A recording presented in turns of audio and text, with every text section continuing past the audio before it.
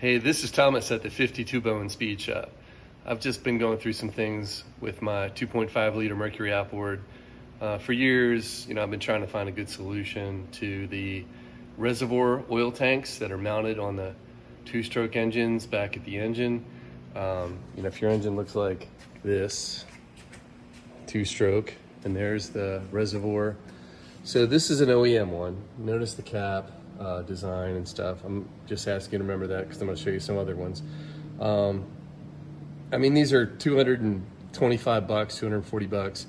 And after about 5 years, the little magnetic disc that's on the float separates from the float and just stays on the bottom, and then it doesn't work anymore. So I've gone through a few of the OEM ones. So I was trying to find a solution. So I started buying these. It's remarkable that they're 30 to 40 bucks. Half the time the caps are not glued down on them anymore, but JB Weld fixes that. But the real problem is the sensors don't work. They say that it's out of oil all the time, even when it's full of oil. In fact, here's another one, different seller on eBay. This one, I didn't even bother to mount it because I tested it on my vise. I just soft mounted it, capped off the bottom, capped off this line, filled the tank with oil as I was monitoring the ohms of resistance on the leads. When the contacts close, that's when your motor thinks it has oil in it. That's when the oil should be above, pretty much where these red lines are. But on this tank, only when the oil was between these red lines did it work. So if your oil was full, it said it was empty. And this is pretty much the same manufacturer that a lot of people are selling on eBay for like 30 to 40 bucks or 25 bucks. But I've been through like 4 of them, and every one of them fails. I can get them to hold oil, but I cannot get them to get the sensors to say that they have oil. I was looking for a solution, so I bumped up to 50 bucks, and I got this one. Now the cap is a different design than these guys. And so, I had hope that it was different. And when I bench tested it, it worked. So everything was good. I ran into some problems when I mounted it, but it was not the problem. It wasn't the fault of these tanks. It was the fault of the installation. So when you're installing these, there's your oil supply line, and then there's the line that goes from the tank over to the oil pump. And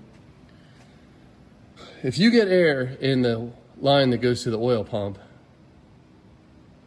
you pretty much have to prime the oil pump again. And there's a couple things that led to me having to do that. One is I wanted to see how well this was filling from the remote oil tank, which is mounted on the boat. I cracked this cap loose so it wasn't holding pressure, and I'm watching it fill. But as this cap is loose, there's nothing pressurizing this tank to help push oil supply over to the pump. So therefore, my pump starved of oil. So here's your oil pump. And the right line is your line coming from the reservoir tank, and the left line supplies the vapor separator tank where it mixes with the fuel for injection. This is the EFI model. So I had air in this line, and I didn't know it, and I'm running the boat, and it's going into Guardian mode after a couple minutes, and I had to figure out what was going on. So I read all my service manual stuff. There's 3 ways to prime the pump. Methods 2 and 3 require an electronic special tool for Mercury. And number 1 is, putting the motor, or the ignition into on position, shifting into forward 3 to 5 times within like 5 seconds. But then it also reactivates the whole engine break-in oil procedure. So I was trying to think if there's another way. So here's what I did. To get this air free, I cracked the cap on the reservoir, the engine mounted reservoir, and before I bled this, I took a syringe with a hose with 2-stroke oil in it and pushed it through this supply line. I had this disconnected and it shot through, so that was good. And then I also shot some oil up this supply line into wherever it goes. Well, I know where it goes, but anyway. And then to get air out of here, I sucked on the syringe and it pulled a vacuum and got the air out of the line.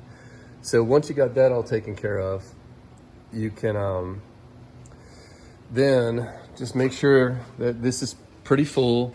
Make sure the cap's on and start it back up. And this time I didn't send off any problems with the Guardian mode, and it was sensing flow. So I have hopes for this $50 remote tank. Man, if it works like as long as the OEM ones, that'd be great. If it lasts half as good as the OEM ones, you can still buy 4 of them for what an OEM one costs. Anyway, I wanted to just warn you guys about getting some oil into this pump. Like, didn't have any horns going off. It just really cut down, even at idle speed, it basically shut the motor down. All right, so that's it. Just hoping to help somebody. I couldn't find anything on there. And always remember, when you have engines like these, they weigh 400 pounds. So get the appropriate stickers, all right?